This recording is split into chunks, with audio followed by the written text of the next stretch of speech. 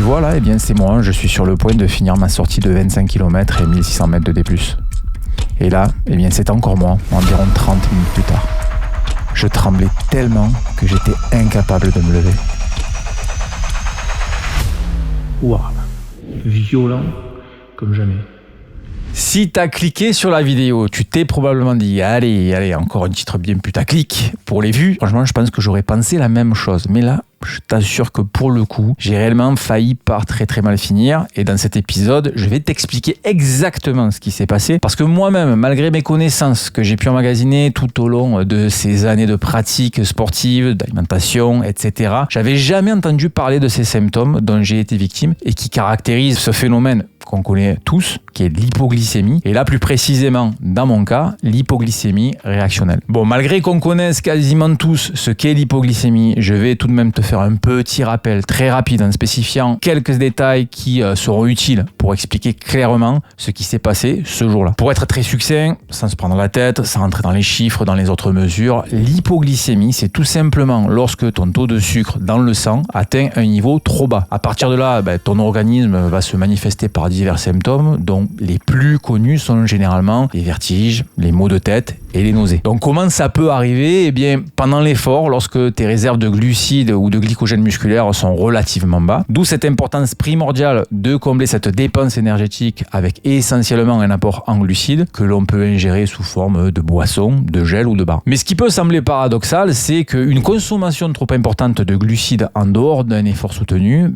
ça peut provoquer aussi une hypoglycémie. Alors comment ? Tout simplement par un mécanisme simple qui est une réponse de notre organisme suite à une ingestion anormale trop importante de glucides. Donc là, afin de contrer la forte hausse de glycémie qui s'ensuit, le pancréas, lui, sécrète une hormone, une dose massive d'insuline, ce qui provoque généralement une chute drastique de la glycémie, donc une hypoglycémie. Donc peut-être que tu en as déjà entendu parler dans le milieu du sport, mais ça, on l'appelle plus communément le phénomène d'hypoglycémie réactionnelle. Donc pour finir sur ce petit rappel, j'ai précisé que ce genre de phénomène pouvait arriver lorsque nous étions hors contexte d'un effort physique soutenu, parce qu'en effet, pendant un effort, une hypoglycémie réactionnelle, elle est généralement beaucoup plus rare, tout simplement parce que certaines hormones de la famille des catécholamines, comme l'adrénaline, noradrénaline, épinéphrine, etc., freinent considérablement la sécrétion d'insuline et ça évite donc la chute de la glycémie. Donc oui, il peut y avoir hypoglycémie parce que tu as épuisé tes stocks de glucides, de glycogène, mais l'hypoglycémie réactionnelle pendant l'effort, physiologiquement, c'est un petit peu plus rare et ça dépend bien entendu du contexte. Donc maintenant que tu as les notions de base, je vais replacer un petit peu de contexte. J'étais parti à l'origine pour un séjour en montagne sur 3 jours pour préparer le 50 km du Lavaredo l'année dernière. J'ai d'ailleurs fait un petit récap de tout ça sur une petite vidéo short. Le deuxième jour, je me lance sur les sentiers d'Orsières-Merlette que je connaissais très bien avec un parcours de 25 km, 1600 mètres de D+. Tout se déroule très très bien. Je continuais à tester mon petit protocole avec mes nouveaux gel pour voir si ça passait très bien. Je respectais donc ma prise de 45 grammes de glucides toutes les 45 minutes. J'arrive à la fin de la séance, rien à signaler, je suis très très bien. Et c'est à partir des fins de séance que je fais toujours attention à mon protocole de récupération en essayant toujours d'optimiser les paramètres. Et là, surtout qu'en plus, à mon âge, j'ai pas trop le droit de me la jouer freestyle. Donc la première chose que je mets en place pour la récup post-séance, c'est la nutrition, c'est-à-dire recharger en glucides et aussi en protéines. Mais ce qu'il faut savoir en fait, c'est que si tu souhaites recharger en glucides assez rapidement post-effort, c'est bien de le faire immédiatement après avoir arrêté parce que tu as encore cette fenêtre temporelle où le corps est sous l'effet de l'adrénaline, donc de ces hormones dont nous avons parlé tout à l'heure, ou comme on expliquait précédemment, justement, elle freine en partie la sécrétion d'insuline. Lors de cette fenêtre, en fait, qui dure en gros une vingtaine de minutes, c'est le meilleur moment pour faire le plein de glucides, pour favoriser la récupération. D'autant plus que le lendemain m'attendait encore une séance de 20 km avec 1000 mètres de D+. Donc sauf que cette fois, en fait, je me suis fait niquer par les conditions de la journée. Je suis arrivé trempé, donc j'ai pris mon temps, je suis retourné au studio, je me suis déshabillé, j'ai mis mes affaires à sécher au-dessus du radiateur. Bon, bref, j'ai pris mon temps, tu vois. J'ai pas vu le temps passer et justement, ce temps qui s'est écoulé, j'en ai perdu la notion. Et pour moi, ces 20 minutes qui se sont passées représentaient même pas 10. Une fois que j'ai fini de faire la femme de ménage, je me suis posé. J'ai pris une barre de chez Morten, pas terrible d'ailleurs, qui contenait 40 grammes de glucides. Puis j'ai pris aussi un shaker de protéines avec un tout petit peu de sirop d'agave à l'intérieur. Ça devait représenter en gros 15 grammes de glucides. Bref, en fait, ça faisait un total en gros de 55 grammes de glucides, ce qui n'est pas vraiment énorme en soi.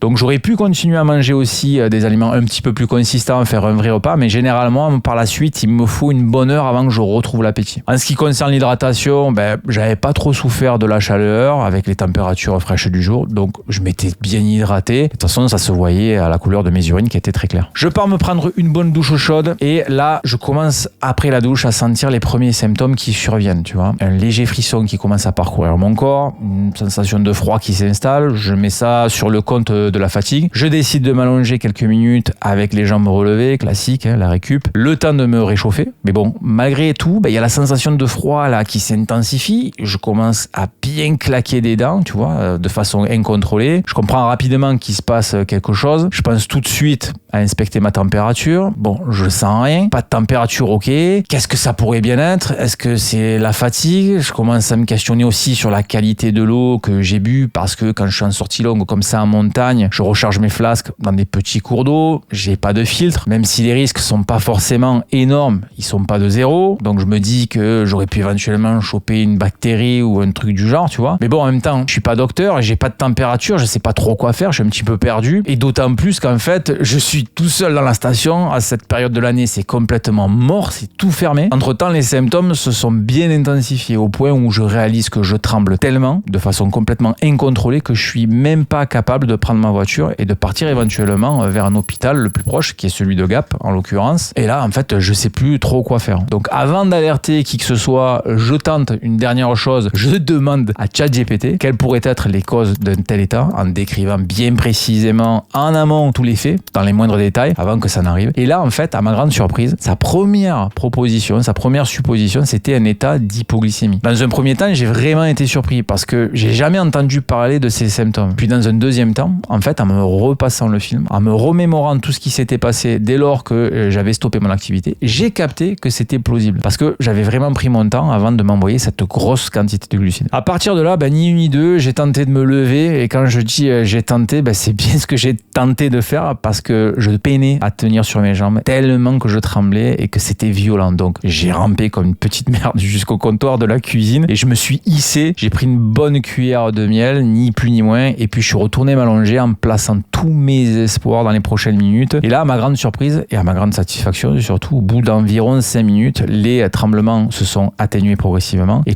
tout est revenu à la normale au bout d'un quart d'heure. Donc après ça, j'ai eu l'impression d'avoir eu un train qui m'était passé dessus. J'étais éclaté. Je viens de me faire une hypoglycémie réactionnelle. Waouh, violent comme jamais. J'ai jamais eu ça de ma vie. La crise de tremblement, le froid, les frissons, j'arrivais plus à bouger.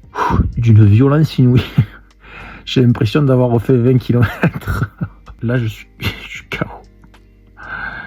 Putain. La fatigue de la sortie a additionné là ces 20 minutes de spasme incontrôlé. Voilà, j'étais complètement lessivé. Donc voilà, a priori, il semblerait que c'eût été clairement une hypoglycémie réactionnelle suite à une prise trop tardive de glucides post-effort. Par curiosité, comme je suis retourné au banc de l'école à cette même période, en me plongeant un petit peu dans la biochimie, dans la biologie cellulaire, etc., je me suis penché sur pourquoi de tels symptômes se manifestaient lors d'une hypoglycémie. Et cela est dû en fait à une réaction automatique de l'organisme qui sécrète des hormones, les catécholamines dont on a parlé précédemment, pour stimuler non seulement la production de glucose et rétablir un taux normal, mais aussi pour maintenir le bon fonctionnement des organes vitaux dans une situation d'urgence vitale. Donc voilà, tu sais tout et j'espère que j'ai pu t'en apprendre davantage sur cette expérience qui aura été assez instructive pour moi malgré tout. Et tiens d'ailleurs, si jamais toi tu as eu des cas d'hypo, quelle qu'elle soit, dis-moi ça dans les commentaires, comment ça s'est manifesté et surtout comment tu les as gérés. Si tu as d'autres questions, surtout, n'hésite pas, je suis là pour partager, je suis là pour répondre et on se dit à très très bientôt pour de prochaines vidéos. Salut,